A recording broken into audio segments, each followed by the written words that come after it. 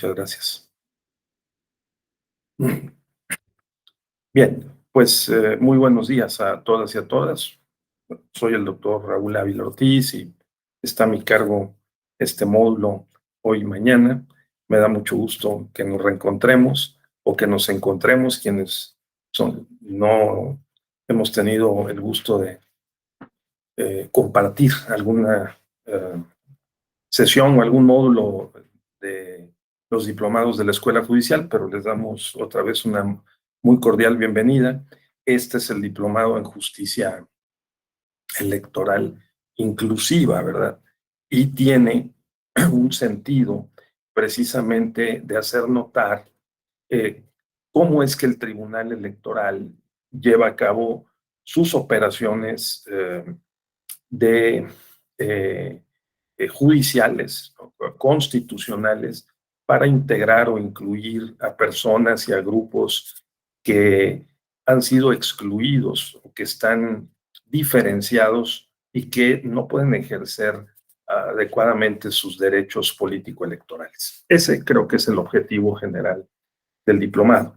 Ahora, vamos a iniciar este módulo hoy y mañana y vamos a tener un plan de clase que vamos a tratar de seguir fielmente para hoy y para mañana. Entonces lo voy a mostrar. Lo que vamos a hacer es pues una combinación de mi exposición con los comentarios que ustedes vayan formulando durante la clase y desde luego al final también con mucho gusto, ¿sí? Entonces, normalmente en este módulo hablamos sobre la ciudadanía y la extranjería. Entonces, este es un tema muy interesante que nos da la oportunidad de, fíjense ustedes, no solo tocar las sentencias, ¿no? Sino correspondientes, sino nos permite, y yo trato de utilizarlo y aprovechar el tiempo para hacer una inmersión eh, también de carácter histórico, aprovechar para dar una repasada a diversos momentos, etapas y experiencias eh, históricas, culturales, para poder pues aprovechar y también refrescar nuestro entendimiento sobre cómo en diversos momentos el problema de la inclusión y de la exclusión, la diferencia ha estado presente. Y que en un tiempo como el que estamos viviendo en nuestros días, un tiempo muy complejo, de profundos cambios a todos los niveles y en todas las instituciones, incluidas las personas como nosotros, también se ha presentado de nueva cuenta de manera muy marcada este fenómeno de la exclusión y por lo tanto las políticas de inclusión, las políticas preferenciales, afirmativas, pues son el tipo de acciones que las sociedades humanas, los gobiernos, hemos inventado para tratar de disminuir, de paliar, difícilmente de erradicar o eliminar esas diferencias. Entonces, lo que vamos a hacer es lo siguiente. Primero, fijemos que el objetivo general de este módulo es seguir entendiendo, apoyando la comprensión del papel del Tribunal Electoral en la aplicación de la justicia inclusiva. Eso es lo que podemos hacer.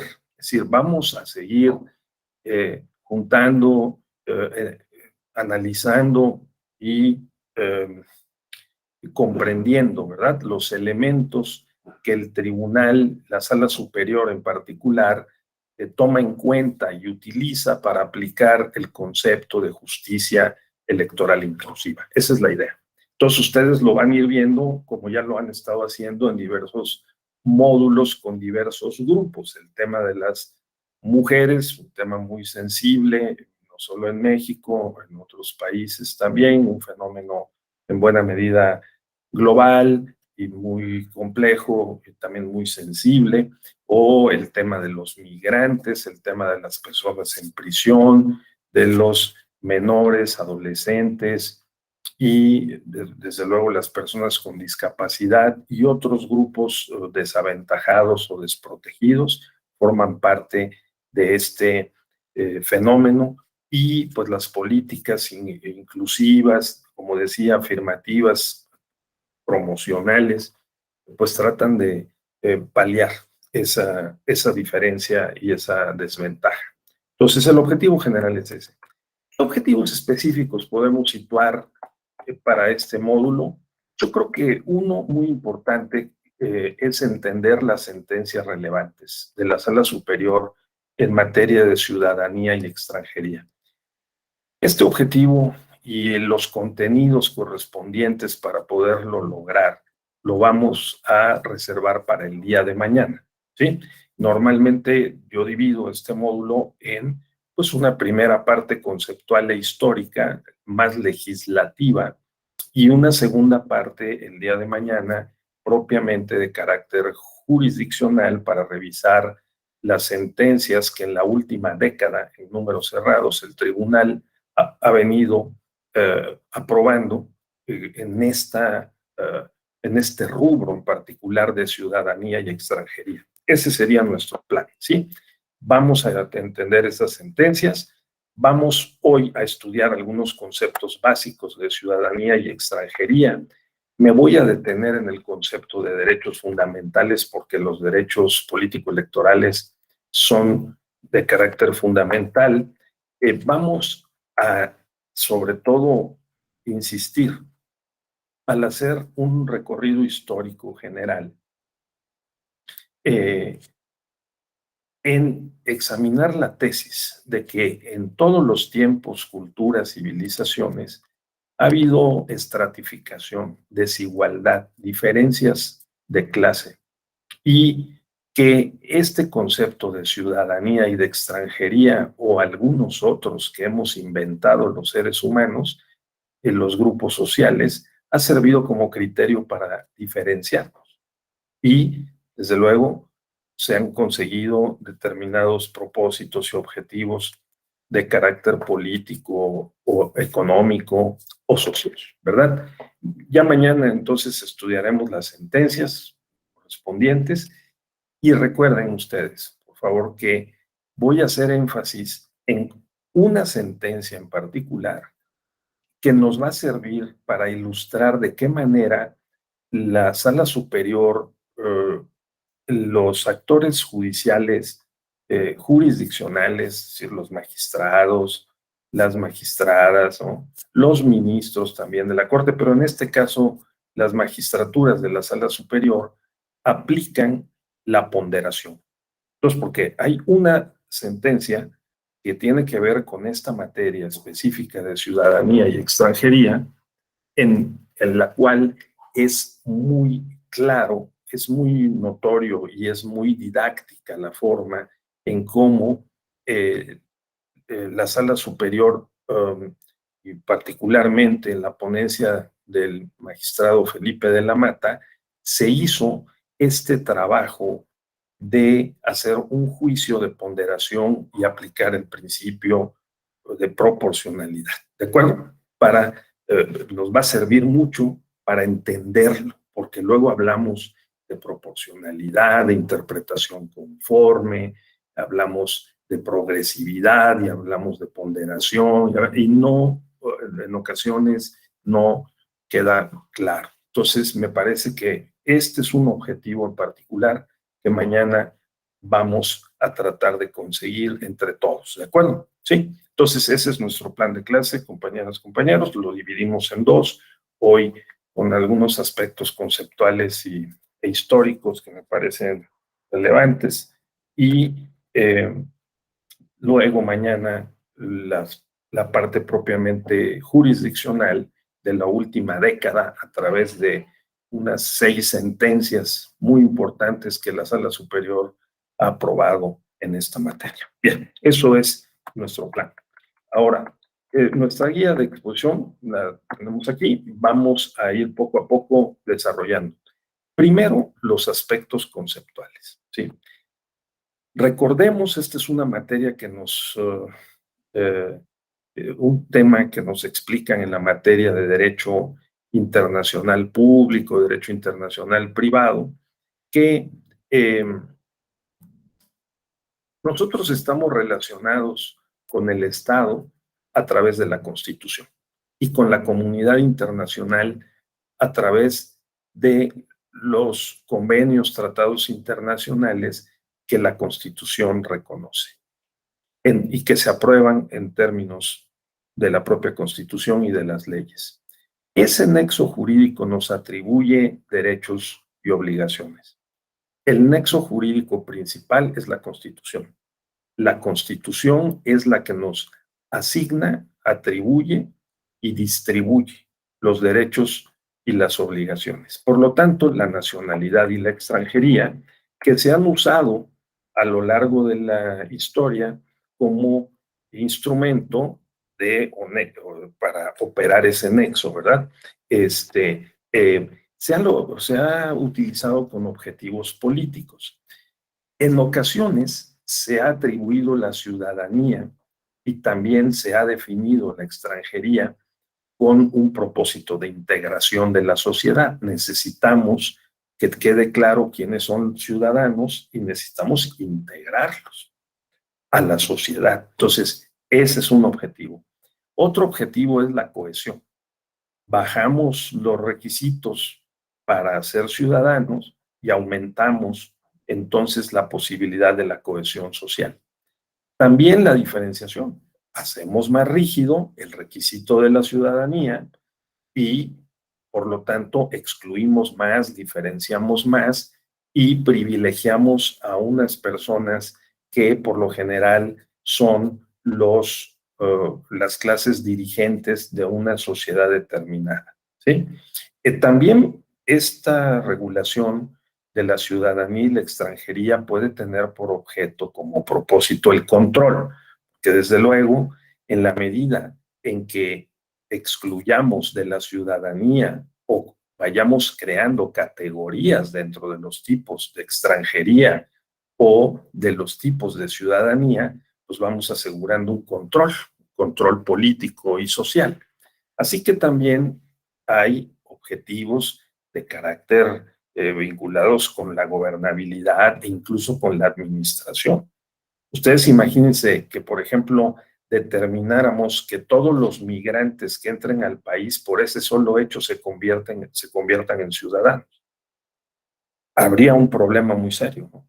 Porque tendríamos varias implicaciones. Para nuestra materia tendríamos inmediatamente la implicación en el padrón electoral, porque habría que incorporar a todos los migrantes por el solo hecho de ingresar al territorio nacional. Tienen derechos.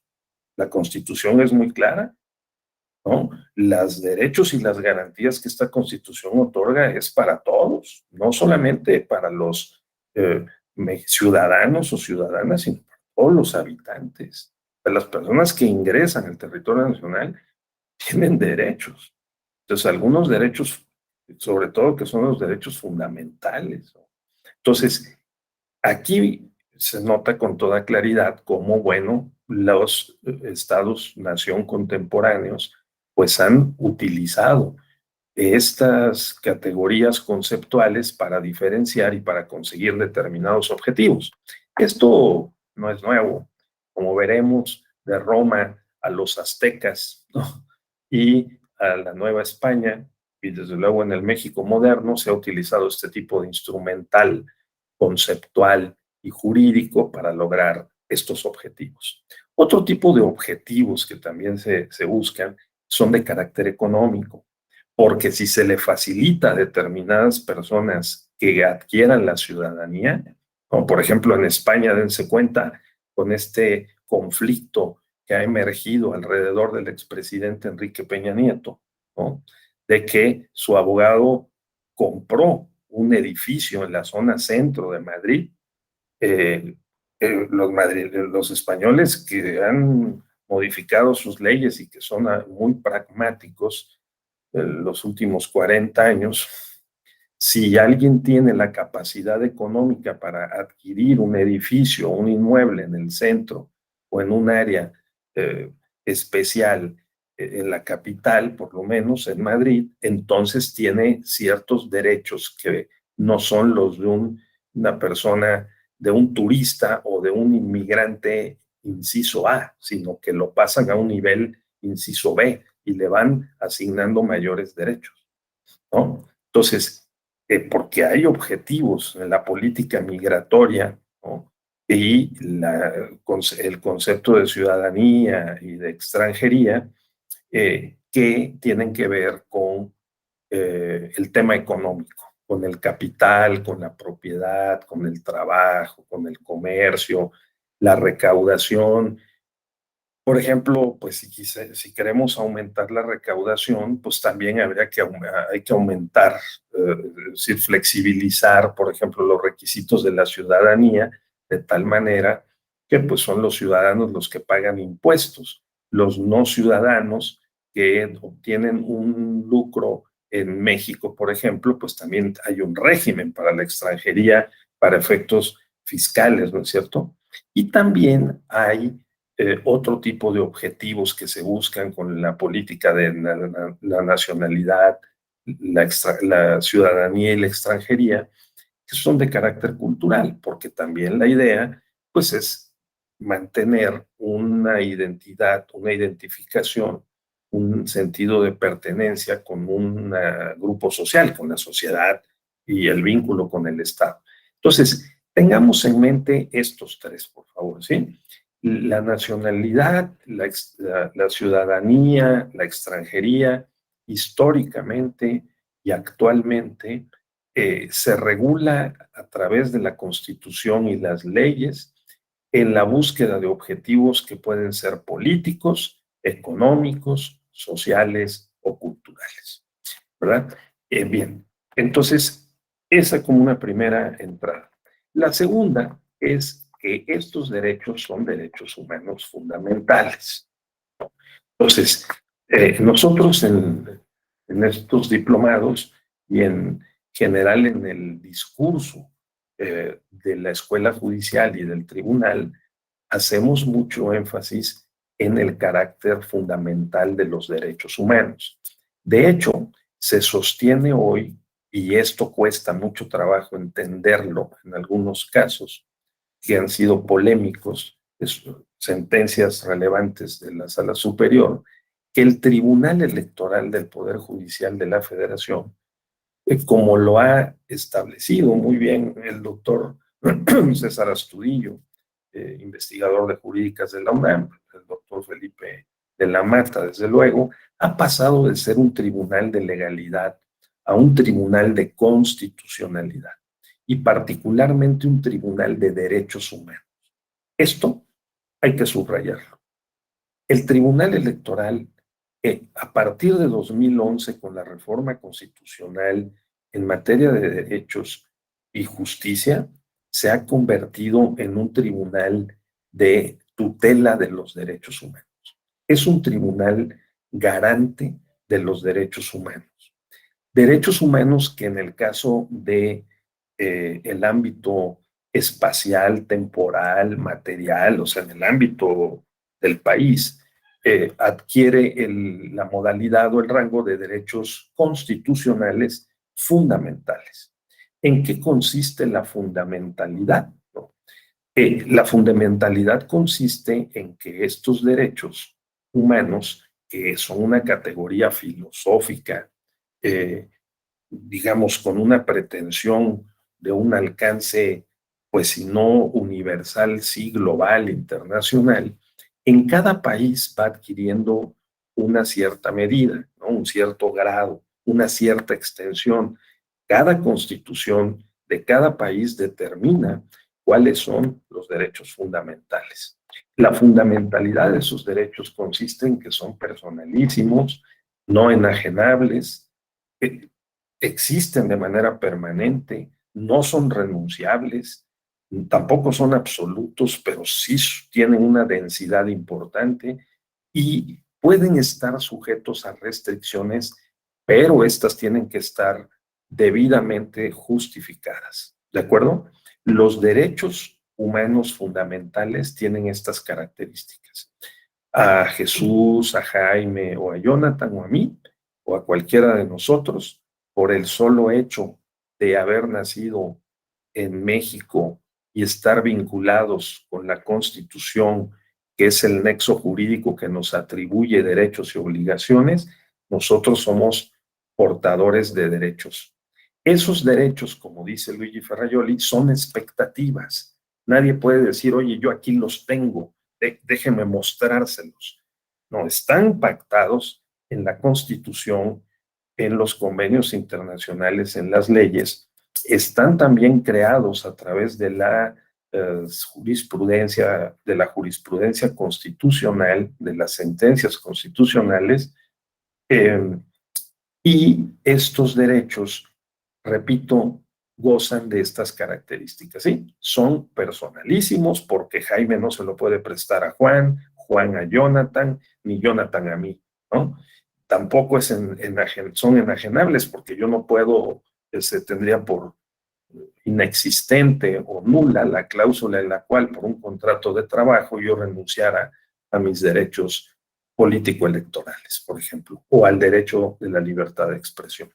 Son permanentes porque, a diferencia de los derechos patrimoniales, que se me puede acabar el dinero en el banco, no se me acaba el derecho a ejercer el sufragio, mientras yo mantenga las condiciones que la Constitución, las leyes, la jurisprudencia o la normatividad para englobar todos estos conceptos establece, o mientras yo mantenga las calidades que la normatividad establece, ¿verdad?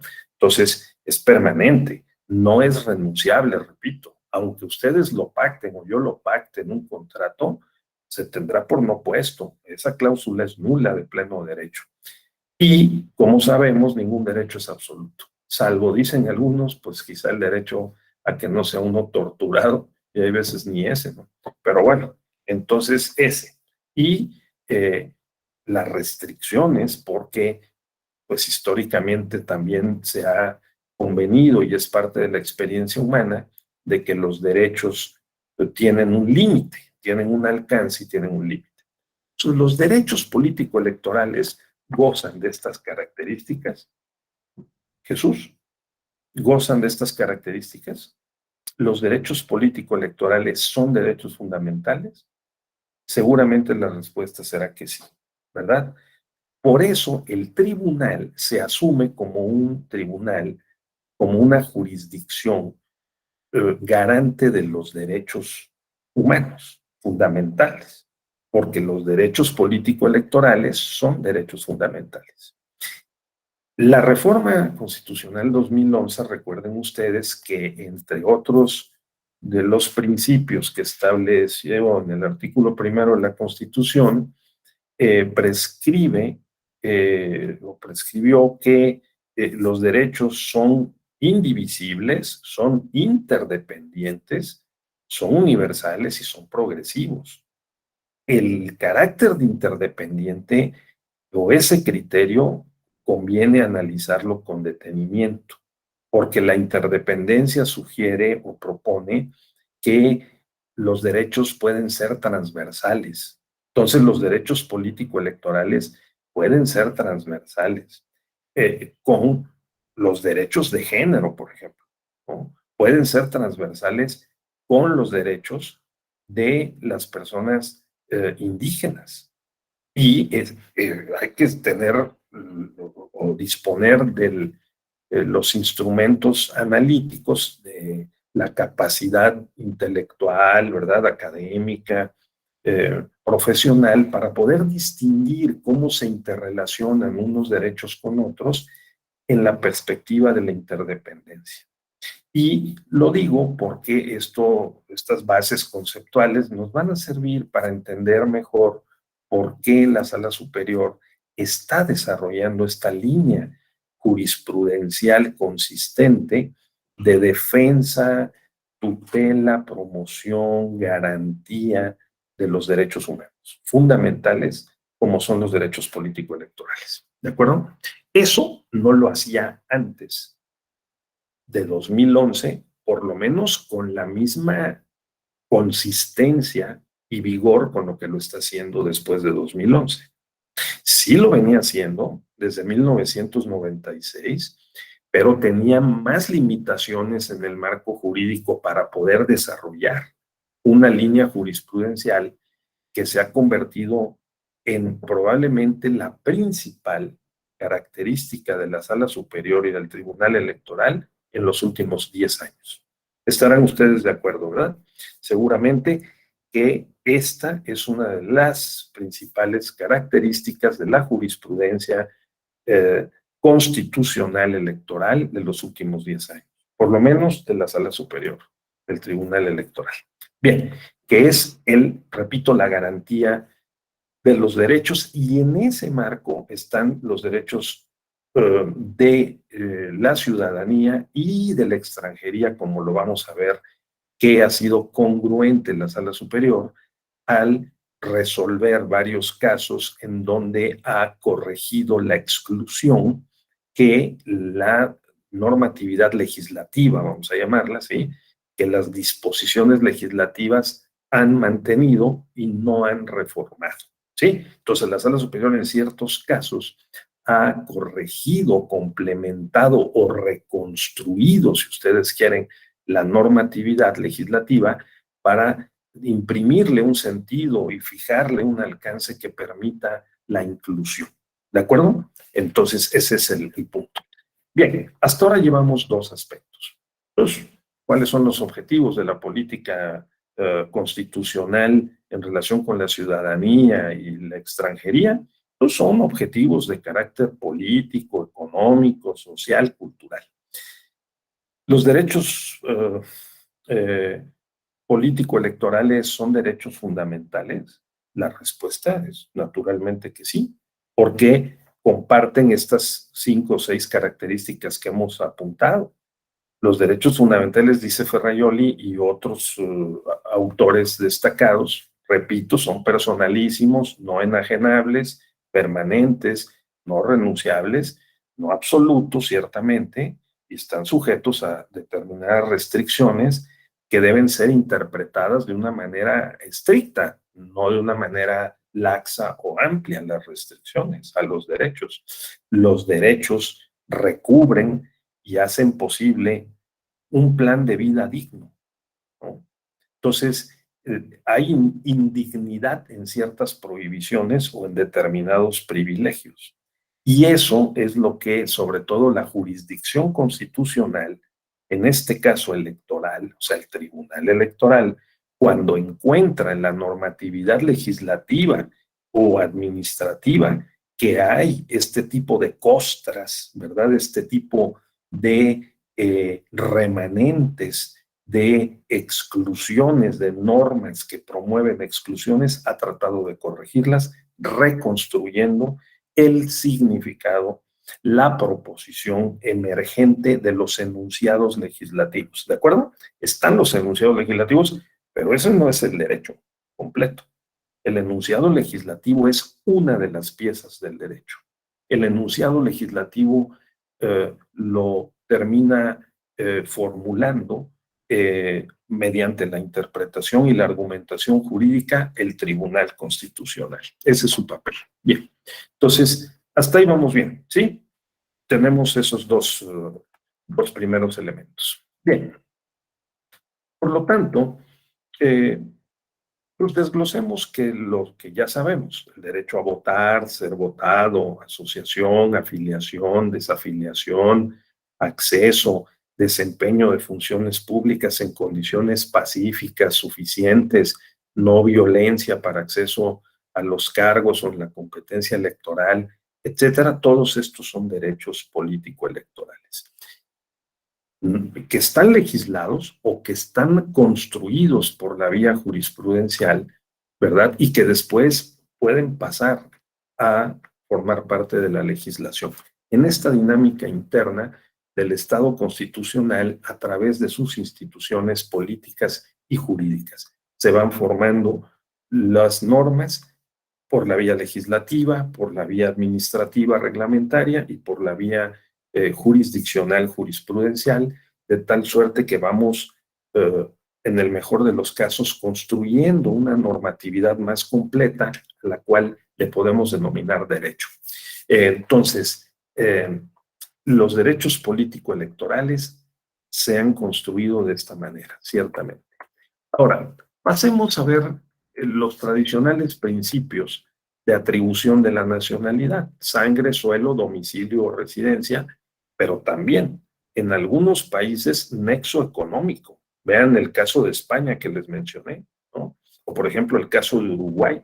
Hay países que colocan en algún momento dado en su constitución el nexo económico como un criterio de atribución de la nacionalidad, porque de esta manera consiguen un objetivo económico, que es atraer, por ejemplo, inversionistas, capital extranjero, para que pueda fortalecer la economía del país correspondiente, ¿no? Entonces, el nexo económico en varios países se ha convertido en un criterio crecientemente relevante para atribuir la nacionalidad. En México nos mantenemos con el derecho de sangre, suelo, domicilio, residencia. Y bueno, también atraemos inversión extranjera, queremos que los extranjeros vengan a México y que inviertan, y también tenemos en el derecho migratorio pues características migratorias que permiten o facilitan que esto ocurra, ¿verdad? Entonces, tengámoslo presente, porque estos principios de atribución de nacionalidad extranjería son los que transportan esta regulación que llega a ser excluyente, ¿no? Porque dependiendo de qué derechos se le adscriban a qué tipo de categoría de nacionalidad o de extranjería o de ciudadanía, en esa medida habrá inclusión o habrá exclusión. Y para eso hay que leer la letra chiquita del Código de Migración, ¿no? En México y en otros países. Yo tuve la oportunidad de vivir en Estados Unidos 2 años como estudiante. Tuve una característica migratoria que me daba ciertos derechos y ciertas posibilidades, y platiqué con varios mexicanos que ya vivían allá desde hace años, y pues claramente en Estados Unidos las leyes migratorias y la normatividad de las profesiones les permite a los extranjeros, en este caso a los mexicanos, acceder hasta cierto nivel, pero no pueden disponer o no pueden ejercer determinados derechos patrimoniales. Por ejemplo, al hacerse socios de un despacho, ¿no? Entonces, si vemos la letra chiquita de hasta dónde sí y hasta dónde no se permiten, o sea, o se distribuyen determinados derechos, veremos con más claridad cómo estos conceptos son instrumentales, o sea, sirven para poder lograr los objetivos que mencionamos al inicio, ¿sí? Una mayor integración, cohesión social, estabilidad, ¿verdad? Pero también diferenciación, exclusión, control, regulación, ¿no? De los estados-nación. Bien, entonces, sangre y suelo sabemos que son los más tradicionales principios para la atribución de nacionalidad y ciudadanía, ¿no? Cada constitución, repito, pues establece determinada extensión de estos derechos. Pues una lectura de los artículos 30, 32, 33, 34 de la Constitución nos lo dejará muy claro, como lo veremos más adelante. Hasta aquí algún comentario, compañeros. Está muy claro. Hemos visto básicamente 3 cosas, ¿sí? La primera, los objetivos, que pueden ser de carácter político, económico, social o cultural, ¿sí? De el uso normativo, o sea, jurídico, constitucional, legal, ya sea legislativo, administrativo, jurisprudencial, de nacionalidad, ciudadanía, extranjería. Segundo, estos conceptos se traducen en derechos, y estos derechos son fundamentales. Los derechos político-electorales son fundamentales, por lo tanto hay que interpretarlos, hay que leerlos y hay que aplicarlos en esa perspectiva de su fundamentalidad. Mañana, cuando veamos la sentencia que he comentado, que he advertido al inicio de esta sesión, podemos corroborar cómo el carácter de fundamental de los derechos político-electorales ha pesado, ha gravitado en esa sentencia, y hay que considerar y pensar con detenimiento cuál es el alcance, ¿no?, de la fundamentalidad de los derechos, porque eso es lo que luego no se entiende cuando se discuten sentencias polémicas que el Tribunal Electoral Constitucional ha emitido recientemente, como el de la Comisión Permanente, o como la integración de la Comisión Permanente, o como el tema de eh, eh, algunos requisitos de elegibilidad, la violencia política o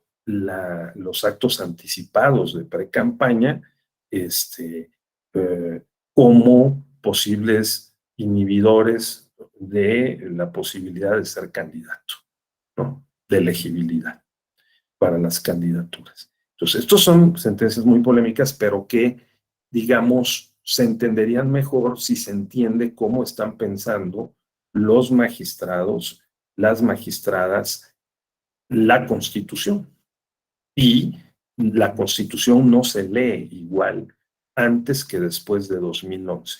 ¿De acuerdo? Ese es muy importante. Bien, entonces, ahora me voy a, me voy a meter en este tema histórico, un poco con un sentido claramente cultural, ¿no?, de poder recobrar algunos elementos de nuestro pasado cultural histórico, tanto por el lado europeo como por el lado mesoamericano, propiamente de lo nuestro, ¿no?, de la parte indígena mesoamericana, y voy a tratar de mostrar, voy a argumentar de que en todas las civilizaciones y estas experiencias político-culturales, digamos Grecia, Roma, la Edad Media en Europa, o en Mesoamérica, en México, el Imperio Azteca, eh, la época colonial, e incluso hoy,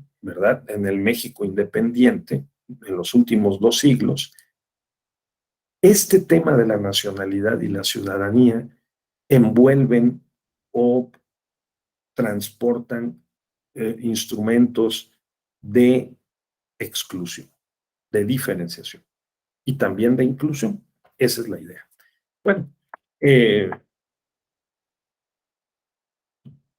basta decir que en Grecia, por ejemplo, ¿no?, siglo VII, siglo V antes de Cristo, eh, el ostracismo era una forma de exclusión, porque el ostracismo permitía excluir del derecho a votar a los ciudadanos. Entonces, el ostracismo era la expulsión de la polis a un territorio lejano de ciudadanos que perdían la calidad de ser tales por determinadas razones. Y entonces perdían también el derecho a participar en el ágora y a votar y a ocupar los cargos públicos, ¿no?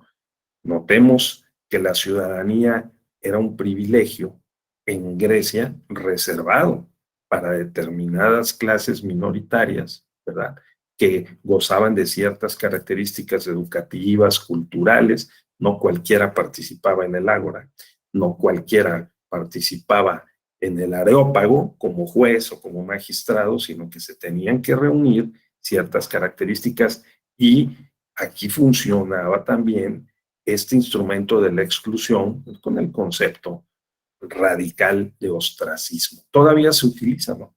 Lo mandaron al ostracismo político, ¿no? El que lo mandaron a la banca, ya no le dieron ningún cargo, ¿no? Y el ostracismo político. Yo me acuerdo mucho que en el régimen del PRI, en los años 70, todavía 80, se decía, oye, ¿y Pedro? ¿Dónde anda Pedro? En el ostracismo político. El ostracismo político era no solo excluirlo de la posibilidad de ser de los privilegiados que podían tener acceso a los cargos públicos o de representación, sino que además lo habían sacado del país, ¿sí? porque con aquellas reglas del juego informales le avisaban que la fuente de poder, ya sea el presidente o el secretario de gobernación, le mandaba decir a un político que sería conveniente que se fuera del país por algún tiempo, el ostracismo político. Bien, entonces, eso es un instrumento que se ha utilizado y que se puede incluso regular. Pues, o sea, uno puede perder los derechos políticos, como es claro, si ejerce violencia política de género. Ahora, digamos, está regulado, ¿no? Hay requisitos en la ley, en la jurisprudencia, que van delimitando un ámbito de conductas que son permisibles y otras que están prohibidas y que tienen una sanción, ¿no? Entonces, el que comete violencia política de género, pues se va al ostracismo político, vamos a decir, ¿no? Porque no va a poder acceder al cargo público. Ahora está en juego el tema de los actos de pre-campaña, ¿no? Entonces vamos a ver hasta dónde llega este tema. Pero, pues recientemente, pues la Sala Superior ha estado tomando estas decisiones esta misma semana y habrá que seguir también este decurso, ¿no? Esta trayectoria de esta dinámica jurisdiccional, jurisprudencial. Bien, me quiero detener en particular en Roma. Fíjense que a quienes estudiamos derecho nos han quitado el derecho romano. Ustedes, algunos de ustedes o varios estudiaron derecho, ¿llevaron derecho romano? Jonathan, ¿tú te acuerdas del derecho romano? ¿Llevaste derecho romano? Sí, llevé, pero sinceramente ya no me acuerdo. Maestro, sí, llevé, pero lo van reduciendo. De ser dos, pues ahora todo lo compactan en uno. Y lo que se alcanza a ver. Es cuanto en mi intervención. ¿Verdad? Sí. O sea, cada vez conocemos menos, ¿no? Del derecho romano. Y lo han quitado. Yo recuerdo, desde los años 80, empezaron las reformas a los programas de estudio, los planes y programas de estudio de derecho, y pues tuvimos hasta una controversia de por qué quitaban derecho romano. También estaban quitando ciencia política, teoría general del Estado, incluso historia del pensamiento económico, teoría económica. Y pues nos parecía un error porque nos reducía a los abogados una visión histórica, ¿no? De cómo podíamos entender el fenómeno jurídico contemporáneo, sobre todo porque las instituciones no aparecen por arte de magia, sino que tienen historia. Las instituciones van evolucionando, es cierto, hay veces se pierden, prácticamente pueden desaparecer, pero hay fragmentos de esas instituciones y la idea, el concepto, que sí se puede transmitir a generaciones futuras y que puede alimentar una normatividad, una forma como podamos regular un problema similar. Pues miren, he estado reestudiando la historia de Roma y permítame compartirles 2 o 3 perlas, ¿no? Que yo les invito a que también lo hagamos, porque de repente perdemos esta perspectiva. Digamos que Roma se divide en 3 etapas históricas, como sabemos, la monarquía, la república y el imperio. La monarquía tiene lugar más o menos del año 700, números cerrados, a el año 450, 500 antes de Cristo, ¿sí? Es la fundación de Roma, son los monarcas absolutos romanos, ¿no? Que sin embargo van enfrentando este problema que estamos viendo hoy en este módulo y que estamos viendo en México y que estamos viendo en Estados Unidos y que estamos viendo en varios países. El problema de la exclusión, porque los fundadores de Roma, las familias fundadoras de Roma, se arrogaron el derecho, Jesús, ¿no?, de ser los gobernantes. Y decían, oye, pues nosotros tenemos aquí un linaje y ese linaje es el que nos da el derecho a gobernar. La población fue creciendo y se fue diferenciando en 2 clases, 2 actores políticos fundamentales, ¿sí? Los patricios y los plebeyos. Justo cuando Roma cambia de la monarquía a la república, que es aproximadamente en el año 450 antes de Cristo, lo tiene que hacer porque la plebe, que son los trabajadores, los esclavos, la gente que vive de su trabajo, los que no forman parte de ese núcleo privilegiado de patricios, que eran los que gozaban de los derechos y privilegios de la ciudadanía romana, ¿no? Que eran muy pocos, o sea, en aquella sociedad también que tampoco era tan numerosa, los plebeyos comenzaron a demandar participar en las decisiones políticas. Y entonces crearon lo que llamaban las secesiones, que fueron las primeras huelgas. O sea, los plebeyos empezaron a parar, decían, no trabajamos. ¿Por qué? Porque no me estás permitiendo participar en la decisión de lo que me afecta, ¿no?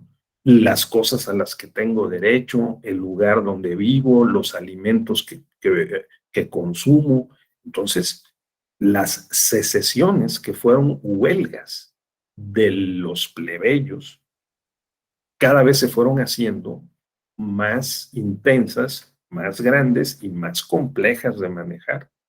De tal suerte que no les quedó más a los patricios, a los ciudadanos, que empezar a cederles derechos. Uno de los derechos, ¿no?, fue precisamente el de que las asambleas de los plebeyos, las asambleas de la plebe, tuvieran efectos jurídicos. Es decir, que las decisiones que se votaran ahí en la asamblea de la plebe fueran reconocidos como parte del derecho y se incorporaran, vamos a decir, al sistema jurídico de la época, ¿no? ¿Qué lograron? Lograron cosas muy importantes con esas movilizaciones populares, ¿no? Porque lo veremos una y otra vez y lo estamos viendo en nuestro tiempo, y por eso estoy hablando de este tema, Jaime, en efecto, una primera consulta popular, ¿sí?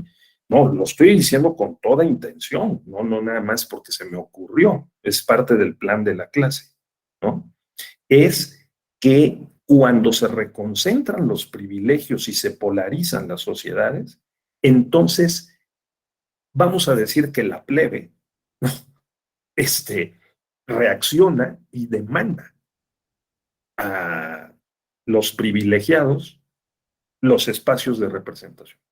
Algo que está ocurriendo ahorita no solo en México, sino en otros países. Y por eso me interesa, desde luego, subrayar, ¿no? Entonces, esto ocurrió en Roma. En el nacimiento, en la transición de la monarquía a la república, los plebeyos lograron que se reconocieran sus asambleas plebiscitarias y lograron otra cosa muy importante. Lograron que les nombraran tribunos de la plebe. Los tribunos de la plebe eran los representantes intermediarios entre la plebe y los patricios, entre plebeyos y patricios.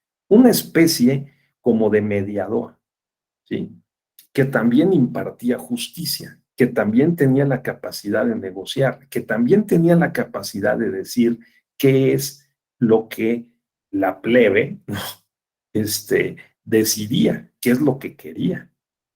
Era una parte muy importante del derecho constitucional, digamos, del derecho público romano.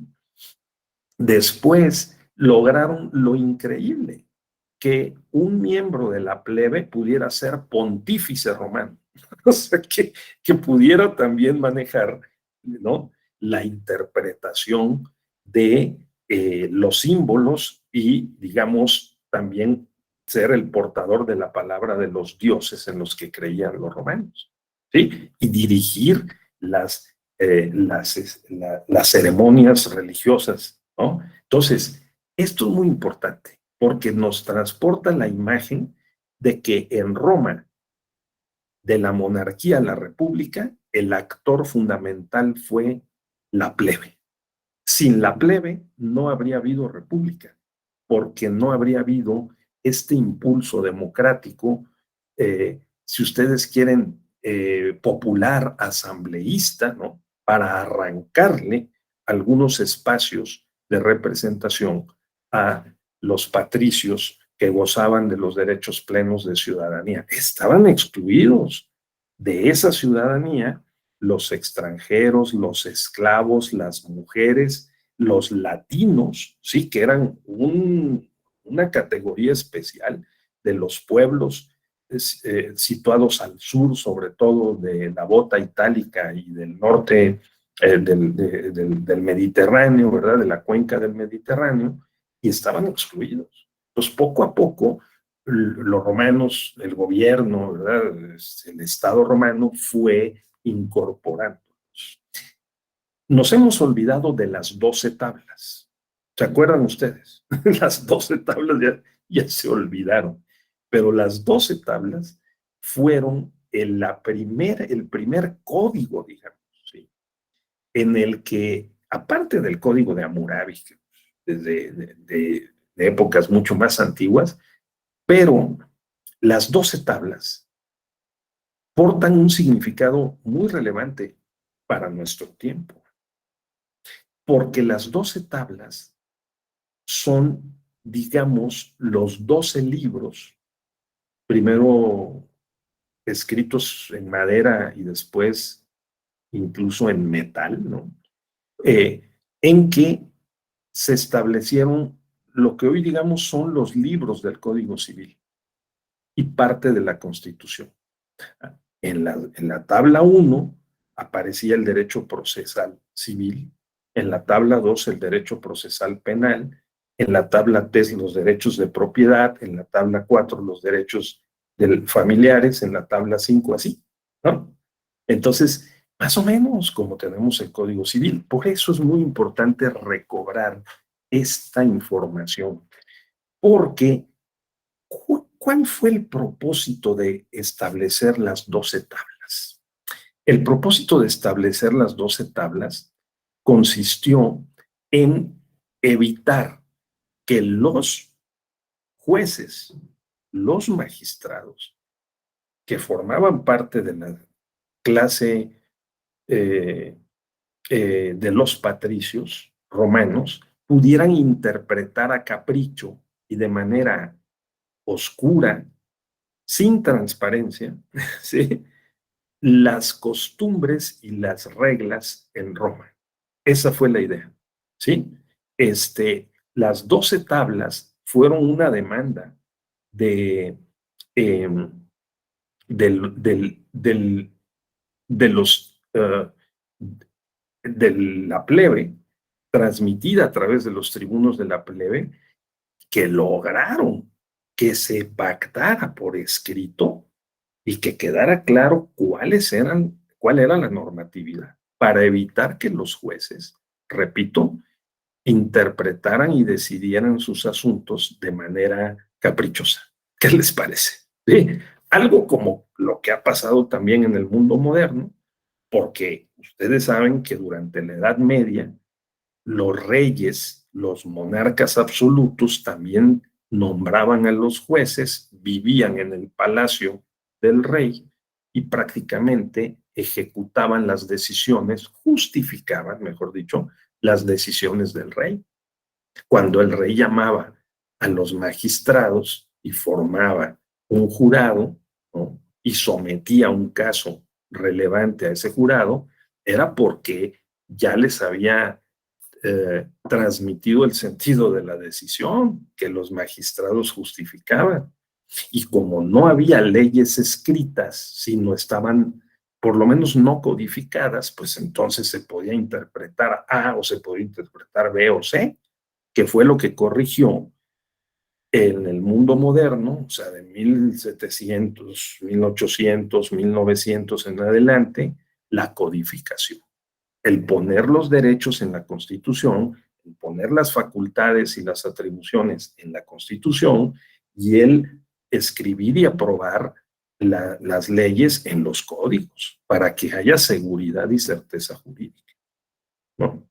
Esto es muy importante porque el tema que nos convoca en todo el diplomado cruza transversalmente por estas historias. O sea, en cada civilización y cultura ha habido una forma de organizar los derechos, de distribuirlos junto con los deberes, y ha habido incluidos y excluidos, irremediablemente. Entonces, tengámoslo presente, porque la ley de las 12 tablas otorgadas en el año 390 a.C. fue un resultado virtuoso de esta reacción de la plebe en contra de los patricios, de los ciudadanos romanos. Poco a poco fueron, por lo tanto, teniendo más atribuciones. Más adelante, en la historia romana, tercera etapa, va a pasar de la república al imperio, ¿verdad? Unos 50 años antes de Cristo, 100 años antes de Cristo, se da esta transición y desaparece el Senado romano, desaparecen estas conquistas de la plebe, y el emperador asume poderes, se convierte incluso en un dictador e impone su voluntad en los territorios y en los pueblos. Nunca de manera total, pero sí de manera muy marcada, y comienza la decadencia del imperio romano, vaya, de la civilización romana, ¿no? Va de la mano algo con lo que está pasando también hoy en los Estados Unidos, por ejemplo, ¿no? Que es un debate muy fuerte hacia adentro de los Estados Unidos, y que es el de que en la medida en que los imperios se hacen más grandes, más extensos, y la población va creciendo y hay más interacción con sus provincias, por ejemplo, como México, ¿no? Como Canadá o como América Latina, ¿no? Que desde esta perspectiva son provincias del imperio, ¿no? ¿No? De la potencia económica global. Entonces, como podemos notar, por primera vez hay una persona de color que fue presidente de Estados Unidos, Barack Obama. Por primera vez hay una vicepresidenta, ¿no? De color, ¿sí? Que es la actual vicepresidenta de los Estados Unidos, Kamala Harris. Por primera vez, un latino o una latina fue titular del Tesoro de los Estados Unidos, o sea, secretaria de Hacienda. ¿Sí? Entonces, tienen que extender los derechos de la ciudadanía para incluir, porque el objetivo es la integración, el control, la estabilidad, la cohesión. Entonces, otra vez, nacionalidad, extranjería, ciudadanía son conceptos e instituciones jurídicas presentes desde Roma, Imperio Romano, en sus 3 etapas, ¿no? Dentro de lo cual se juega el conflicto, o aparece el conflicto del excluido y del incluido, del otro, y objetivos de gobierno muy claros, ¿no? Para poder lograr determinados fines, ¿no? Vamos a decir. Dejo el tema de Roma porque nos llevaría más tiempo, pero se lo recomiendo mucho, ¿sí? Porque es muy importante. A la caída del Imperio Romano, pues en Europa, la Edad Media, ¿verdad? También pasó lo mismo. Entonces había que ampararse con un señor feudal, ¿no? Que era dueño de un territorio, tenía un ejército privado, y había que formar parte del ejército privado del señor feudal, porque si no defendíamos junto el territorio, entonces tampoco podíamos tener la posibilidad del acceso a los bienes que el señor feudal podía prodigarle al siervo. Entonces, una sociedad también dividida en clases entre el señor feudal, la aristocracia que rodeaba al señor feudal, ¿verdad? La nobleza y los siervos. Entonces, igual en esta etapa se ha dado esta diferenciación. No quisiera detenerme mucho allí, sino quisiera hacer un requiebre antes de pasar propiamente al Estado moderno, y no dejar de tocar, compañeras, compañeros, el tema mesoamericano, que también lo tenemos muy olvidado, ¿sí? Aquí, en Mesoamérica, entendido Mesoamérica como un espacio cultural muy grande, ¿sí? Que va desde el sur de Estados Unidos hasta, eh, eh, hasta Bolivia, ¿no? Pero sobre todo, para el caso de México, del sur de Estados Unidos hasta Nicaragua. De Nicaragua quiere decir hasta aquí los náhuatl, ¿sí? Entonces, hasta aquí los náhuatl, o sea, hasta ahí llegaba el imperio azteca, ¿sí? Era una confederación. El imperio azteca, digamos, cobró esta relevancia de manera tardía. En Mesoamérica, así como en Roma, hay 3 etapas que son la monarquía, la república y el imperio. En Mesoamérica tenemos la época preclásica, la clásica y la posclásica. ¿De acuerdo? Siempre el número 3. Clásica, o sea, preclásica, clásica y posclásica. Fíjense ustedes que la etapa preclásica aquí en este lado del mundo, en Mesoamérica, se remonta hasta 2500 años antes de Cristo. O sea, la cultura olmeca, ¿sí? Esta cabeza gigantesca, monumental de la Venta en Tabasco, bueno, esa cultura, la cultura madre, es de 2500 años antes de Cristo. En Oaxaca tenemos en San José el Mogote vestigios de la domesticación del maíz de 8000 y 10000 años antes de Cristo. O sea, además para tener una idea de la clase de historia cultural sobre la que nosotros los mexicanos estamos sustentados. ¿Sí? Y claro, la destrucción de la conquista y la colonización fue brutal, brutal. Porque bueno, primero la época preclásica, donde la cultura madre, la cultura olmeca, fue la más importante, y luego la época clásica, digamos 2500 hasta aproximadamente, vamos a decir, eh, eh, 500 años antes de Cristo. Luego la época clásica, que es 500 años antes de Cristo, noten que es aproximadamente cuando Roma creció como imperio, monarquía, república y después imperio. Aquí, de este lado del mundo, estábamos, digamos, pasando por lo que denominamos la época clásica. De la época clásica es sobre todo eh, eh, pues Mitla, Monte Albán, la cultura zapoteca, o sea, de 500 antes de Cristo hasta aproximadamente 1000 después de Cristo, que es más o menos cuando terminó de caer el imperio romano de aquel lado del mundo, ¿sí? Aparecen los náhuatl. Realmente la cultura azteca es de la época posclásica, o sea, de 1200 a 1325. Recuerden ustedes que en 1325 se funda la Gran Tenochtitlan, ¿sí? Y este imperio azteca, que era una confederación de estados, de regiones, de provincias, ¿no?, de culturas, también se organizó de manera jerárquica y diferenciada. Esto es, incluía y excluía.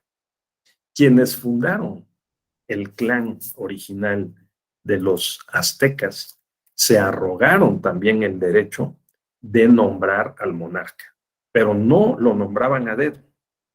¿Quién nombraba al emperador azteca? Lo nombraba un consejo, con una serie de consultas que hacían entre los jefes militares, los nobles, la nobleza, que era la que heredaba, era el linaje de ese clan fundador, ¿de acuerdo? Digamos, del Estado azteca, vamos a ponerlo así, ¿sí? Entonces, ellos también diferenciaban, por supuesto que diferenciaban, y había incluidos y excluidos. Y uno de los conflictos, precisamente, que facilitaron la conquista la caída del imperio azteca, fue esa exclusión. la exclusión consistente en que a determinados pueblos les imponían unas cargas tributarias y les negaban derechos y a otros se los otorgaban. De tal suerte que había también pues, este fenómeno como se dio en Roma y se ha dado en otras civilizaciones y culturas, que es mi tesis fundamental, ¿sí? Lo que estoy tratando de argumentar es que el mundo moderno reguló de manera expresa estas distinciones. En el Estado moderno, la nacionalidad, la extranjería y la ciudadanía son los conceptos y las instituciones jurídicas que institucionalizaron estas distinciones. O sea, de alguna manera, Jesús, Antonio, lo que tenemos hoy es una normalización de estas diferencias por la vía de la nacionalidad, la ciudadanía y la extranjería, ¿no? Entonces, pero en el fondo, argumentan algunos, el fenómeno social, político y jurídico es el mismo. Los objetivos siguen siendo eternos, como diría Maquiavelo, ¿no? En las décadas de Tito Livio, ¿sí? Que es el de que los estados y las sociedades organizadas consiguen ciertos objetivos políticos, económicos, sociales, culturales, a través de estas distinciones. ¿Por qué tendríamos que ser ciudadanos de México o de Guatemala quiero decir nacionales y después ciudadanos de México, Guatemala o Haití, ¿no? Y no del mundo. ¿No? ¿Por qué no están distribuidos los bienes de una manera más equitativa, ¿no? De tal suerte que independientemente de dónde naciéramos, ¿no? Creciéramos o nos desarrolláramos, pudiéramos votar por el gobierno local, ¿no? Y que pudiéramos tener acceso a un mínimo vital global? No, eso no es posible, ¿no? O sea, si mañana ustedes pretenden irse, cambiar de país, todos van a tener que empezar de cero, ¿no? Y pueden ser que la pasen muy mal, los migrantes la pasan pésimo. Entonces, este mundo, esta época moderna ha, digamos, normalizado esas distinciones por la vía de la legislación. Y como veremos mañana, cuando la normatividad se desfasa en relación con el avance de las ideas, ¿no? Y cuando también la población, no quiero decir la plebe, o sea, pero cuando la población demanda sus derechos, cuando se irrita y señala y cuestiona, critica, presiona, se moviliza, entonces hay que aflojar las cuerdas de la dominación. Entonces hay que tener la sensibilidad para desarrollar una jurisprudencia constitucional incluyente, con políticas afirmativas e inclusivas. Es lo que ha estado haciendo el tribunal. O sea, en los últimos 10 años en que se han agudizado las contradicciones sociales políticas en México, pues el tribunal lo que ha hecho la Sala Superior desde esta perspectiva, ustedes quieren histórica, ¿verdad? Comparada, es ante una situación que es notoriamente muy conflictiva en el país, tanto por la ideología de los derechos humanos fundamentales como por razones evidentes, ¿no? Que yo diría pragmáticas, por sus consecuencias, ha estado tomando decisiones reconstruyendo el significado, el alcance, el sentido de las normas legisladas en esta materia, ¿sí? Electoral, para poder ampliar los espacios y los cauces de participación política. Esa sería la idea, ¿sí? Entonces espero haberla argumentado de una manera más o menos coherente. Tanto Roma como en el Imperio Azteca, como, no quiero decir, la exclusión en el Estado eh, eh, eh, novohispano, ¿verdad? Estaba yo revisando las 16 castas en la Nueva España, ¿sí? Que a partir de la a partir de las tres principales razas, la blanca, ¿no?, la india y la negra, se establecieron e incluso se normalizaron 16 castas en la Nueva España, ¿sí? Entonces, dependiendo de a qué casta se pertenecía, por la combinación de razas, se tenía derecho a determinada posición social, a casarse o no casarse, a comerciar o no, a contratar o no. Hay quien sostiene que ese sistema jerárquico de castas de la época colonial en México, nuestra Edad Media, digamos, es lo que impide todavía hoy que tengamos una ciudadanía y un goce y ejercicio de los derechos que sea efectivamente igualitaria. Entonces, tengámoslo presente porque esta es una dimensión histórica, cultural, ¿verdad?, de los derechos político-electorales. O sea, ¿hasta qué punto las personas que no votan, si somos 90 millones en números cerrados de ciudadanos con derecho a votar, votamos acaso el 50%? ¿No? 45 millones. ¿Y los otros 45 millones? ¿Dónde están? ¿Por qué no votan? ¿No? Si son ciudadanos también. Entonces, esta observación conduce a la reflexión de que probablemente nuestras herencias medievales, ¿no?, nuestras herencias coloniales, siguen allí.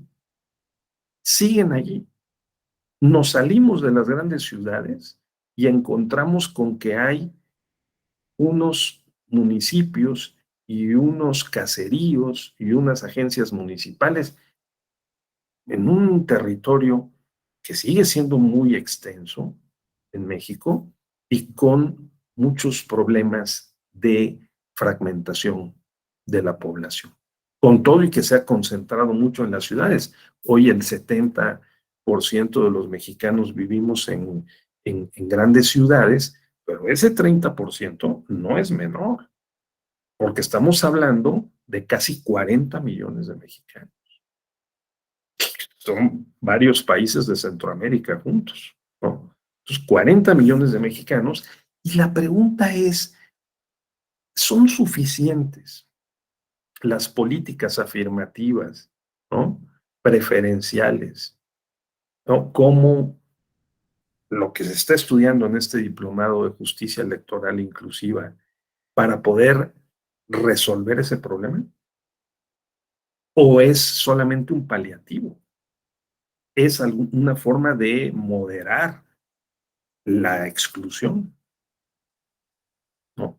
Entonces, esto es un problema al que se enfrenta un tribunal constitucional como el Tribunal Electoral del Poder Judicial de la Federación. Bien, vamos a entrar a la última parte de nuestra sesión de hoy. Hasta ahora, lo que llevamos dicho es, número uno, que este tema de nacionalidad, extranjería, ciudadanía, tiene envueltos objetivos de carácter político, económico, social, cultural, que los derechos correspondientes a la ciudadanía son derechos humanos fundamentales, que por lo tanto los derechos político-electorales son derechos fundamentales, y que en todas las sociedades, de Grecia, Roma, a la Edad Media, en Europa o en México, las civilizaciones mesoamericanas, la azteca, ¿verdad?, han excluido. Y también conforme el conflicto social y político se va agudizando, han incluido. Hoy estamos en un momento como ese. Entonces, las políticas afirmativas de inclusión son muy relevantes. Y un tribunal constitucional tiene que hacerse cargo de la parte que le corresponde conforme a sus competencias para también contribuir a la gobernabilidad y a que los derechos humanos fundamentales de carácter político electoral se puedan gozar y ejercer. Esa sería, digamos, la justificación o una de las principales justificaciones de la justicia electoral inclusiva.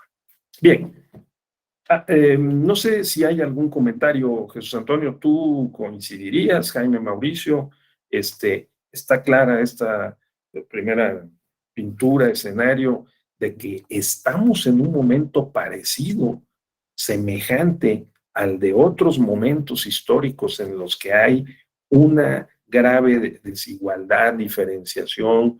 Podemos extraer algunas enseñanzas de la historia y decir, ojo, porque no solo para Estados Unidos, digo, ellos tendrán sus problemas, pero para el caso de México, esta exclusión que hemos provocado, la estamos tratando de corregir. Ahora podemos decir que hay nuevos tribunos de la plebe, sino porque son los representantes de una mayoría popular que ha estado siendo muy castigada por las políticas económicas, ¿no?, de gobierno, y están ganando las elecciones, ¿sí? Esa mayoría. Y pues es claramente Morena, es un partido que está abanderando esas causas. Podríamos decir, desde una perspectiva histórico-cultural comparada, ¿sí?, que los representantes políticos, como el presidente López Obrador, son de alguna manera quienes median ese conflicto con esa mayoría, que es una enorme mayoría de 70 millones de mexicanos, ¿no?, en posición desaventajada. ¿Qué están haciendo los otros partidos para también competir por abanderar esas causas, ¿no?, en el caso de México? Y en el caso al nivel de propiamente la dinámica político-electoral, pues tenemos que hay mujeres, que hay personas con discapacidad, que hay personas en la cárcel que no saben ni por qué están ahí, algunas, o muchas, y hay también limitaciones o restricciones, como veremos mañana, de los mexicanos que son nacionales por naturalización, ¿sí? Es decir, mexicanos por naturalización para acceder a los cargos públicos o a determinados cargos públicos. Y este es el tema que nos convoca en este módulo, ¿de acuerdo?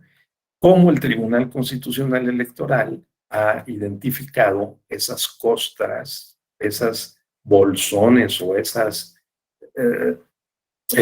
rezagos normativos, legislativos, y los ha actualizado. Así es. ¿Algún comentario, Jaime Mauricio? ¿Qué les provoca esta pintura que con toda intención he puesto sobre la mesa? Adelante. Sí, maestro, nada más iba a comentar, aquí retomando mis en clases de la universidad, creo que hay una corriente filosófica que se llama materialismo histórico y dialéctico, ¿no?, que proviene del marxismo y que habla sobre precisamente, hay ciclos que se cumplen, ¿no? Siempre va a haber una lucha de opuestos. Entonces va muy de la mano con lo que comenta de que estamos reviviendo, ¿no? Si nos fuéramos a la teoría marxista, ¿no? Ojo, no es que sea a favor, sino porque lo estudié en su momento, ¿no?, brevemente. Obviamente, Entonces, y sí, y es muy útil para poder entender el fenómeno social. es correcto, ¿no? Y bueno, esa teoría se basa precisamente, pues, el materialismo, que son las cuestiones de recursos y la percepción que tenemos, ¿no?, sobre esos mismos recursos, ¿no? Y como usted dice, tendríamos que ver si esto se está repitiendo, es porque hay cierto reclamo social, ¿no? Usted menciona un término muy interesante, que esto sucede por la acumulación de los privilegios de ciertos grupos, ¿no? Y pues a veces, bueno, yo en lo particular reconozco que tengo cierto privilegio a comparación de otras clases, porque por lo mismo que, permítanme, que me están hablando. Sí. Bueno, como comentaba, Sí, sí. retomando nuevamente, yo considero es personal, que es una transformación social. Creo que hay un ensayo bastante interesante de uno de los ponentes de este diplomado, que es el doctor Narváez, está interesante, habla sobre el reconocimiento del privilegio, ¿no? Para ir acercando a más personas y reconocer que hay personas que necesitan más que nosotros, ¿no? Yo siento que no es tanto de la oposición, sino más bien de la sociedad en general, ¿no? En particular, a veces vivimos en una burbuja e ignoramos las necesidades de los demás, ¿no? Y como ciudadanos no buscamos o sea, tal vez no apoyamos como debiéramos apoyar, ¿no? Tal vez no tiene que ser algo grande, ¿no? Tal vez es canalizar en el canal correcto. Pero en fin, es un comentario genérico, ¿no? Tendría que yo estudiar y ver cuál sería la forma correcta. Tal vez a través de nuevas instituciones, no lo sé, pero pues es un trabajo largo. Ya para ser breve, ¿no? Y no irme a cuestiones muy filosóficas. ¿Es cuánto? Oh, muy bien, muy bien.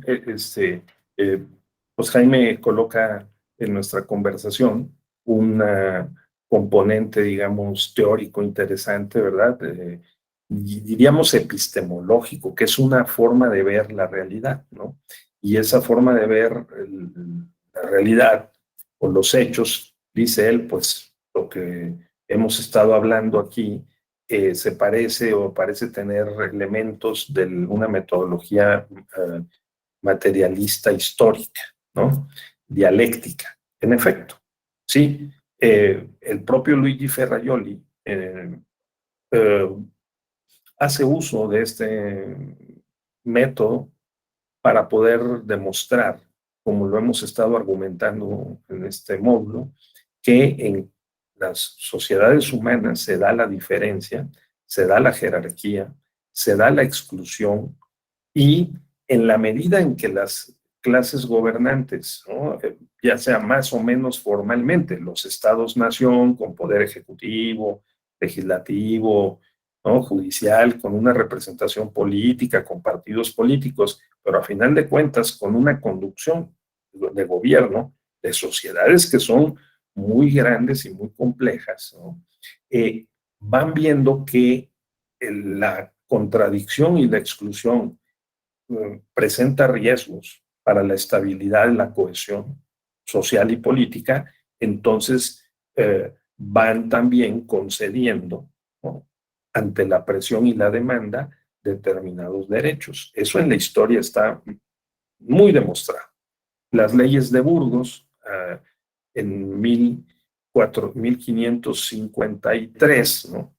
Después de que los conquistadores españoles establecieron un sistema de explotación colonial que terminaba con la mano de obra, ¿no? Por la vía de la esclavitud disfrazada, como eran las encomiendas, o sea, le encomendaban a los indígenas, quedaban encomendados a un encomendero español, a cambio de que éste los catequizara, pero los ponía a trabajar y los explotaba, ¿no? Y además era heredable la encomienda ilimitadamente al hijo, al nieto y al bisnieto. Las leyes de Burgos, ¿no? Una reflexión que llevó casi 30, 40 años, ¿no? Prohibieron los malos tratos y prohibieron la herencia ilimitada de la encomienda, ¿sí? Eso al inicio del Estado de la Nueva España.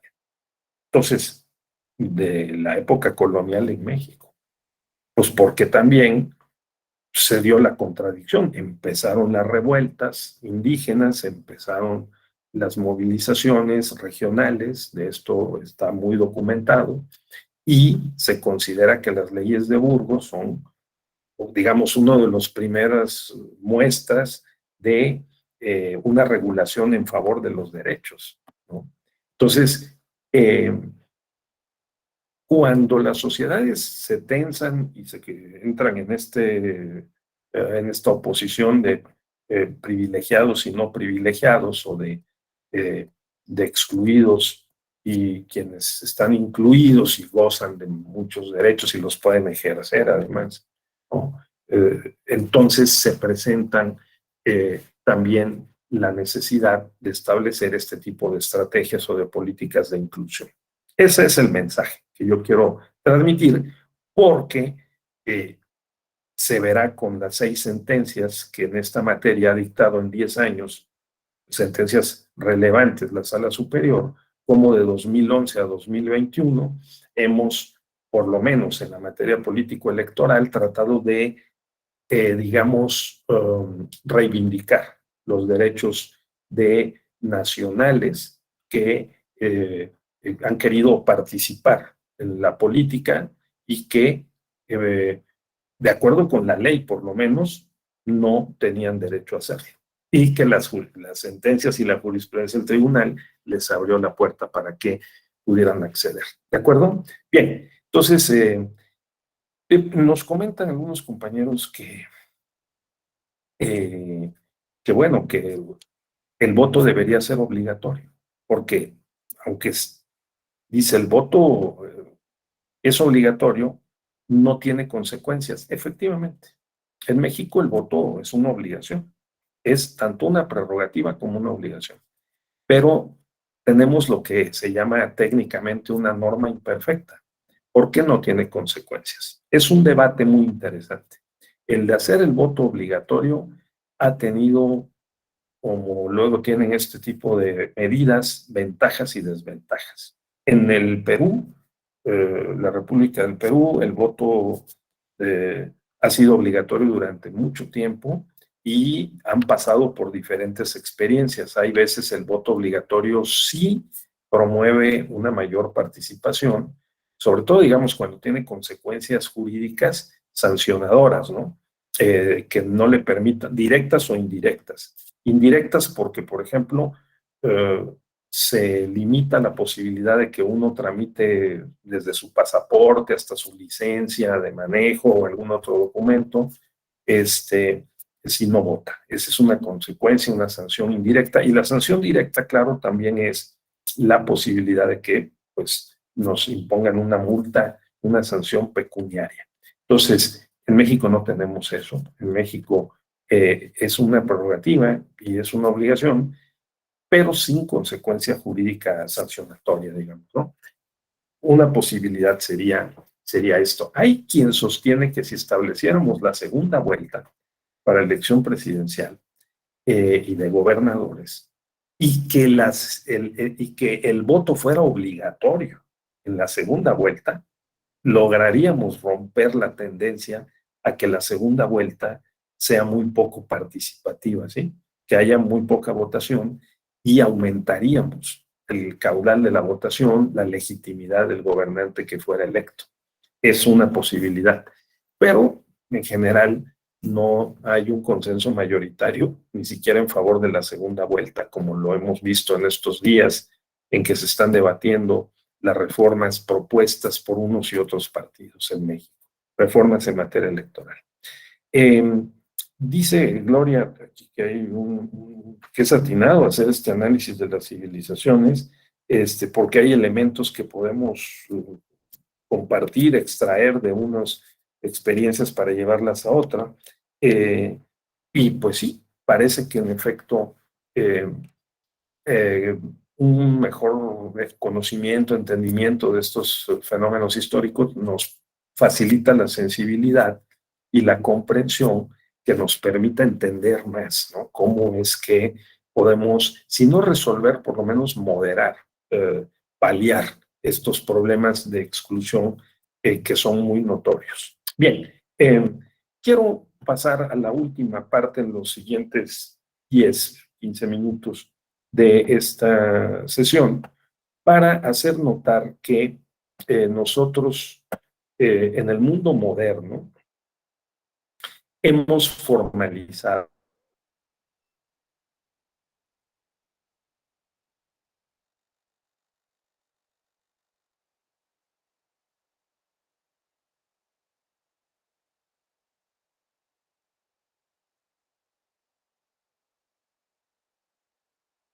tiene jerarquía, ¿sí?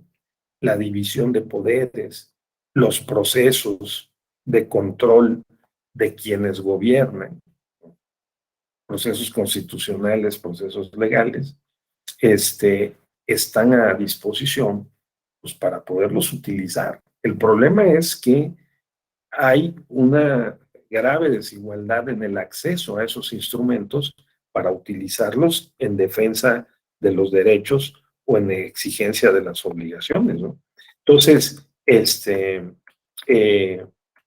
quiero hacer notar que históricamente en el mundo occidental y en México en particular, pues ya sabemos, el corazón de este diplomado, que es el tema de género, las mujeres han estado excluidas de la participación política. Es algo digno de seguir reflexionando sobre las causas y sobre las formas como estamos tratando de resolverlo.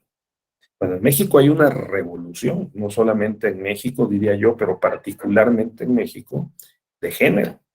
Si las mujeres, como es muy notorio, están haciéndose cargo del papel que les corresponde protagonizar en la sociedad moderna o posmoderna, como le queramos llamar, ¿no? La sociedad contemporánea, y al Estado y al derecho no le ha quedado más que reconocer esta desigualdad y la ha tenido que incorporar, reconocer, otorgar y aplicar, digamos, implementar estos derechos. Entonces, la jurisprudencia constitucional electoral de la Sala Superior ha sido especialmente enfática. No solo en los últimos 10 años, pero particularmente en los últimos 10 años en esta materia, ¿sí? Bien, entonces lo que yo quiero destacar ahora es que nosotros en México, en la época independiente, en todas las constituciones hemos regulado la nacionalidad y la ciudadanía. Y lo hemos hecho con un sentido, como se dijo desde el principio, con un sentido político, para poder primero delimitar quiénes eran los mexicanos en 1824, quiénes eran los extranjeros, fundamentalmente los españoles, y tratar de que no se fueran y que no se llevaran sus capitales porque eran los dueños del capital. Entonces, en la época independiente, en la Constitución de 1824, ¿verdad?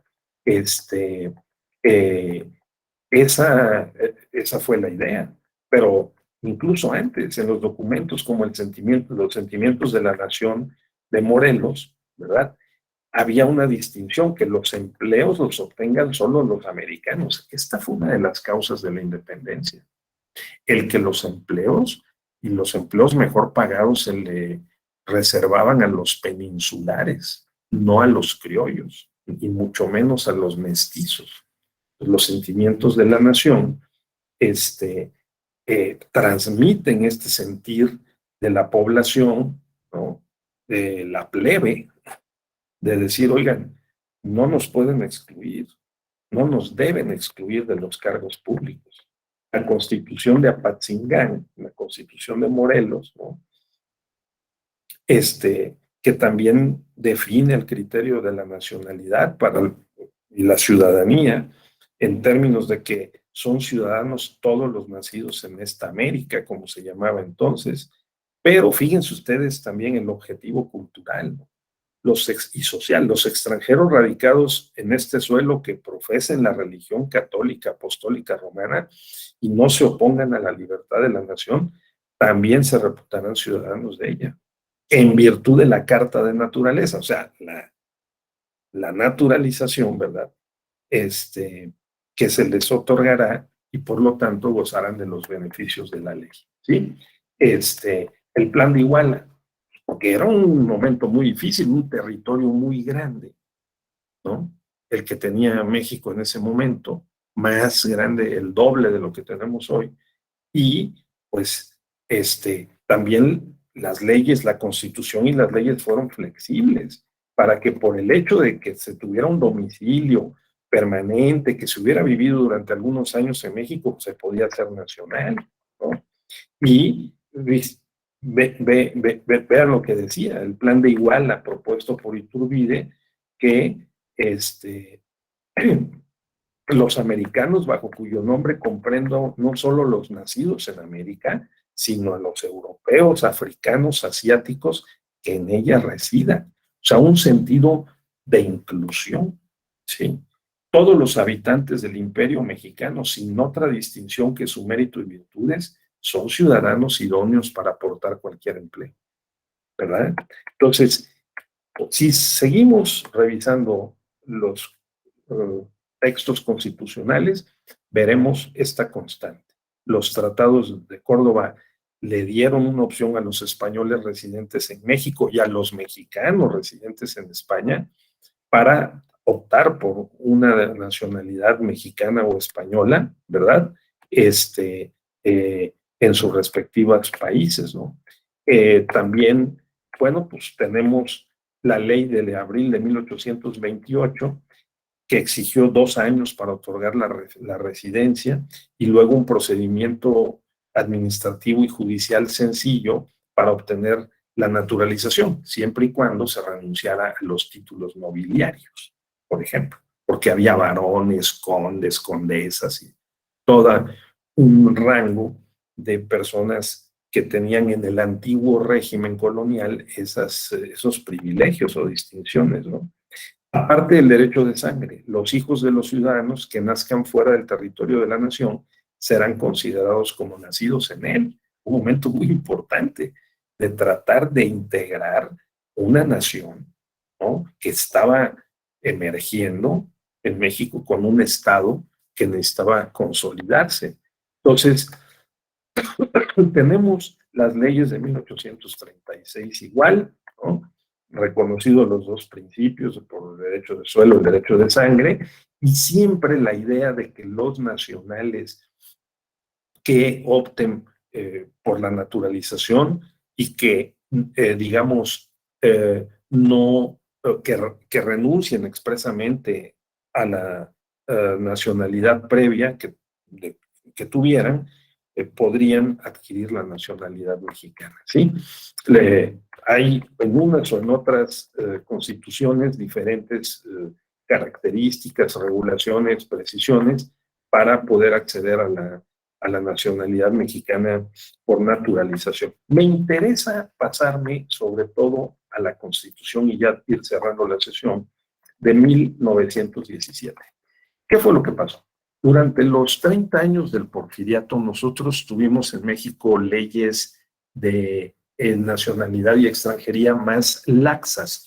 Facilitamos que vinieran el capital extranjero, que invirtieran en México, y pues se generó una clase de propietarios y terratenientes muy notoria, ¿no?, en el norte y en el sur del país, en el centro del país también. Y la revolución tuvo como una de sus causas precisamente esa concentración territorial en manos de extranjeros. Luego entonces, en el constituyente de 1916-17, entre otros, precisamente Mújica, ¿sí?, quien después jugaría un papel y estaría a punto de ser presidente de la República como sucesor de Lázaro Cárdenas. Mújica se levantó en el Congreso Constituyente y dijo que de ninguna manera nos convenía a los mexicanos que los extranjeros, por el hecho de que tuvieran un domicilio en México, que tuvieran un capital o que invirtieran en México, debían considerarse mexicanos con plenos derechos políticos y ocupar cargos públicos, porque en el porfiriato, pues el secretario de Hacienda, José Yves Limantour, que era hijo de padres franceses, pues aspiró a ser presidente de la República. Y él concentró bastante poder en la parte final del porfiriato. Entonces, los revolucionarios se opusieron a esa opción y, digamos, restringieron los derechos de los extranjeros o de los mexicanos, de los ciudadanos mexicanos por naturalización. Y entonces discriminaron. Durante todo el siglo XX y particularmente con la reforma de 1930, la ley de nacionalidad de 1930, se hicieron más rígidos los requisitos para adquirir la nacionalidad, la ciudadanía por naturalización. Sí, sí, ser nacional por naturalización. Entonces, esas leyes de 1930 estuvieron vigentes 50 o 60 años, ¿sí? Hasta 1993. Con la firma del Tratado de Libre Comercio empezamos a flexibilizar esta política de nacionalidad y extranjería. Y además de que la globalización, la interacción, las migraciones y las inversiones, ¿no? Y pues el hecho de que el mundo se hizo más pequeño, pues definitivamente hizo también que las leyes se hicieran más flexibles para efecto de darle cauce a esta interacción internacional. En 1993, entonces, establecimos incluso la posibilidad de la doble y hasta la triple nacionalidad, ¿de acuerdo? Entonces, hemos flexibilizado todavía más. En marzo del 97 y en marzo del 98, este, eh, eh, para que dijéramos, pusiéramos más flexibilidad para adquirir la nacionalidad por naturalización, aunque también unos límites o restricciones para que no cualquier persona, sobre todo en el caso de que no renuncien a la nacionalidad previa, pueda adquirir la nacionalidad por naturalización. Entonces, repito, se abrió la puerta a la doble y hasta la triple nacionalidad. Esto, como veremos mañana, rebota o impacta en las sentencias que el tribunal ha venido dictando en la última década en esta materia. ¿Sí? Entonces, esto he querido transmitir hoy. Uno, que la nacionalidad, la ciudadanía y la extranjería son conceptos e instituciones que han estado presentes con diferentes nombres en diferentes culturas. Hoy en día, en el ámbito del Estado constitucional, se consideran derechos fundamentales, el derecho a la ciudadanía, a tener una nacionalidad, a no ser una apátrida. Es un derecho que está consagrado en los tratados internacionales.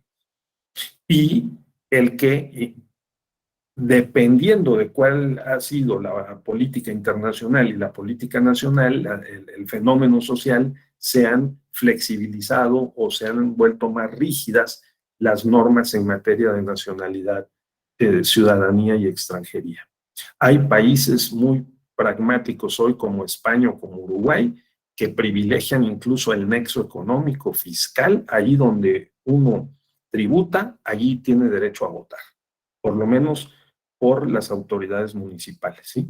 Y lo que tenemos en México, y que es materia de este módulo, es que el Tribunal Constitucional Electoral, o sea, el Tribunal Electoral del Poder Judicial de la Federación, en la última década, con motivo o a partir de la Reforma Constitucional de Derechos Humanos 2011, ha venido flexibilizando, ha venido ponderando y ha venido estableciendo una política judicial inclusiva para los mexicanos que han adquirido la nacionalidad por naturalización. ¿De acuerdo? Y que tienen derecho a ejercer sus derechos políticos y de representación política. Entonces, lo veremos mañana con las sentencias que he mencionado. No sé si hay algún comentario final, compañeras, compañeros. Si no lo hay, bueno, dejaríamos aquí en nuestra sesión del día de hoy. ¿De acuerdo? Bien, correcto. Pues entonces cuídense mucho, que tengan muy buenos días y mañana nos vemos a las 9 de la mañana. ¿Sí? Muchas gracias, doctor. Gracias. Gracias. Gracias. Hasta mañana. Buen día. Gracias. Hasta mañana. Ahí desde ahí detectado.